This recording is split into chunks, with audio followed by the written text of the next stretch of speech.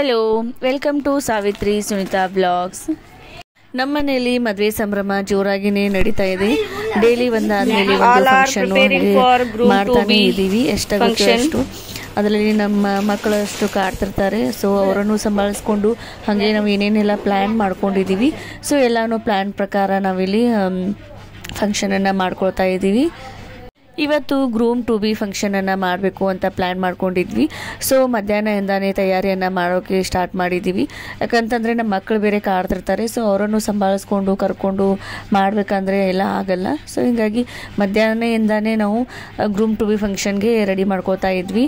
And ಡೆಕೋರೇಷನನ್ನು ನಾವೇ ಮಾಡ್ತಾಯಿದ್ವಿ ಮನೆಯಲ್ಲಿ. ಸುಮ್ಮನೆ ಡೆಕೋರೇಷನ್ದವ್ರಿಗೆ ಏನು ಹೇಳೋದು ಅಂತ ಹೇಳಿ ನಾವೇ ಇಲ್ಲಿ ಪ್ಲ್ಯಾನ್ ಮಾಡಿಕೊಂಡು ನಮ್ಗೆ ಯಾವ ಥರ ಬೇಕು ಆ ಥರ ಪ್ಲ್ಯಾನ್ ಮಾಡಿಕೊಂಡು ನಾವೇ ಇಲ್ಲಿ ಡೆಕೋರೇಷನನ್ನು ಮಾಡ್ಕೊಳ್ತಾ ಇದ್ದೀವಿ.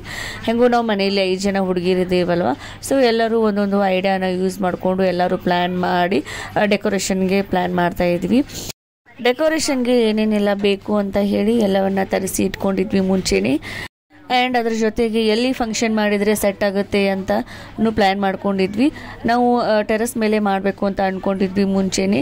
ಬಟ್ ನಮ್ಮ ಮನೆಯಲ್ಲಿ ಮಕ್ಕಳೆಲ್ಲ ಜಾಸ್ತಿ ಇದ್ದಾರಲ್ಲ. ಸೊ ಮೇಲೆ ಕೆಳಗೆ ಮಾಡಿ ಸುಮ್ಮನೆ ಫಂಕ್ಷನ್ ಎಲ್ಲ ಹಾಳಾಗುತ್ತೆ ಅಂತ ಇಲ್ಲೇ ಹೊರಗಡೆನೇ ಔಟ್ಡೋರಲ್ಲಿ ಇಟ್ಕೊಳ್ಳೋಣ ಅಂತ ಹೇಳಿ ಮನೆ ಮುಂದೆನೇ ನಾವು ಫಂಕ್ಷನನ್ನು ಸೆಟ್ ಮಾಡಿ ಅರೇಂಜ್ ಮಾಡ್ಕೊಳ್ತಾ ಇದ್ದೀವಿ. ಸೊ ನೈಟ್ ಫಂಕ್ಷನ್ಗೆ ಔಟ್ಡೋರಲ್ಲೇ ಫಂಕ್ಷನ್ ಮಾಡಿದರೆ ಚೆನ್ನಾಗಿರುತ್ತೆ. ಬಲೂನ್ ಅಂತೂ ನಮ್ಮ ಮಕ್ಕಳು ನೋಡಿ ಬಿಡ್ತಾನೆ ಇರಲಿಲ್ಲ. ಒಂದಾಗನೇ ಒಂದು ನಮಗೂ ಬಲೂನ್ ಬೇಕು ಅಂತ ಕಾಡ್ತಾಯಿದ್ರು. ಸೊ ಅವ್ರಿಗೂ ಏನೋ ಒಂದು ಮ್ಯಾನೇಜ್ ಮಾಡಿ ಅವ್ರನ್ನೆಲ್ಲ ಸುಮ್ಮನೆ ಕೂಡಿಸಿ ಆಮೇಲೆ ಬಲೂನನ್ನು ಸೆಟ್ ಮಾಡ್ತಾ ಇದ್ದೀವಿ. ಇಲ್ಲಿ ಏನೇ ಮಾಡಿದ್ರು ಮಕ್ಕಳನ್ನ ಕರ್ಕೊಂಡು ಮಾಡೋದು ತುಂಬಾ ಕಷ್ಟ ಅಂತ ನಮ್ಗೆ ಇವಾಗ ಅನ್ನಿಸ್ತು ಆ್ಯಕ್ಚುಲಿ. ಸೊ ಒಂದು ನೋಡಿದರೆ ಇನ್ನೊಂದು ಬೇಕಾಗಿರುತ್ತೆ ಅವ್ರಿಗೆ. ಅದನ್ನ ಕೊಡೋ ತಕ್ಷಣ ಮತ್ತೊಂದು ಬೇಕಾಗಿರುತ್ತೆ. ಸೊ ಹೀಗಾಗಿ ಯಾವ ಫಂಕ್ಷನನ್ನು ಅವ್ರ ಜೊತೆ ಮಾಡೋಕ್ಕಾಗಲ್ಲ. ಬಟ್ ಆದ್ರೂ ಟ್ರೈ ಮಾಡ್ಕೊಂಡು ನಾವು ಎಲ್ಲ ಫಂಕ್ಷನನ್ನು ಪ್ಲ್ಯಾನ್ ಪ್ರಕಾರನೇ ಮಾಡ್ತಾಯಿದ್ದೀವಿ. ಆ್ಯಂಡ್ ನಾವು ಅದ್ರ ಜೊತೆಗೆ ಡ್ರೆಸ್ ಕೋಡನ್ನು ಕೂಡ ಮಾಡಿದ್ವಿ. ಗ್ರೂಮ್ ಟು ಬಿ ಫಂಕ್ಷನ್ಗೆ ಯಾವ ಥರ ಡ್ರೆಸ್ಸನ್ನು ಮಾಡಬೇಕು ಅಂತ ಮುಂಚೆನೇ ಪ್ಲ್ಯಾನ್ ಮಾಡಿಕೊಂಡು ನಾವು ಆನ್ಲೈನಲ್ಲಿ ಎಲ್ಲರೂ ಸೇರಿಕೊಂಡು ಒಂದೇ ಥರದ ಡ್ರೆಸ್ಸನ್ನೇ ನಾವು ತರಿಸ್ಕೊಂಡಿದ್ದೀವಿ. ಆ್ಯಂಡ್ ಗ್ರೂಮ್ಗೆ ಬ್ಲ್ಯಾಕ್ ಕಲರ್ ಡ್ರೆಸ್ ಸೆಟ್ ಆಗುತ್ತೆ ಅಂತ ಹೇಳಿ ಅವರಿಬ್ಬರಿಗೂ ಬ್ಲ್ಯಾಕ್ ಕಲರ್ ಡ್ರೆಸ್ಸನ್ನು ಹೇಳಿದ್ವಿ. ಆ್ಯಂಡ್ ನಾವು 5 ಜನ ಅಕ್ಕ ತಂಗಿನೂ ಒಂದೇ ಥರದ ಡ್ರೆಸ್ಸನ್ನು ತರಿಸಿದ್ವಿ ಆನ್ಲೈನಲ್ಲಿ. ಆ್ಯಂಡ್ ಯಾರ್ಯಾರೆಲ್ಲ ಫಂಕ್ಷನ್ಗೆ ಬರ್ತಾರೆ ಅವ್ರಿಗೆಲ್ಲರಿಗೂ ನಾವು ವೈಟ್ ಕಲರ್ ಡ್ರೆಸ್ಸನ್ನೇ ಹಾಕೊಂಬರ್ರಿ ಅಂತ ಹೇಳಿ ಮುಂಚೆನೇ ಇನ್ಫಾರ್ಮ್ ಮಾಡಿದ್ವಿ. ಸೊ ಫಂಕ್ಷನ್ಗೆ ಬರೋರೆಲ್ಲರೂ ಆಲ್ಮೋಸ್ಟ್ ಎಲ್ಲ ವೈಟ್ ಕಲರ್ ಡ್ರೆಸ್ಸನ್ನೇ ಹಾಕ್ಕೊಂಡು ಬಂದಿದ್ರು. ಹೀಗಾಗಿ ಫಂಕ್ಷನು ವೈಟ್ ಆ್ಯಂಡ್ ಬ್ಲ್ಯಾಕ್ ಥೀಮಲ್ಲಿ ಆಯಿತು.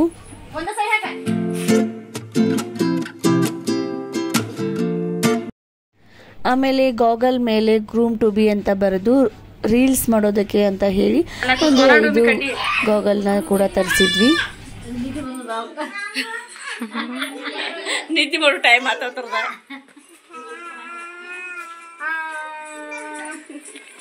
Hi groom 2 groom 1 2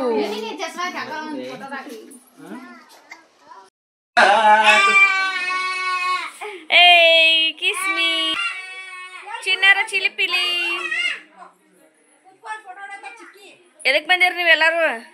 ಮಾಮಾಗಳು bachelor party ಮಾಡಕ್ಕೆ. Wow, very good.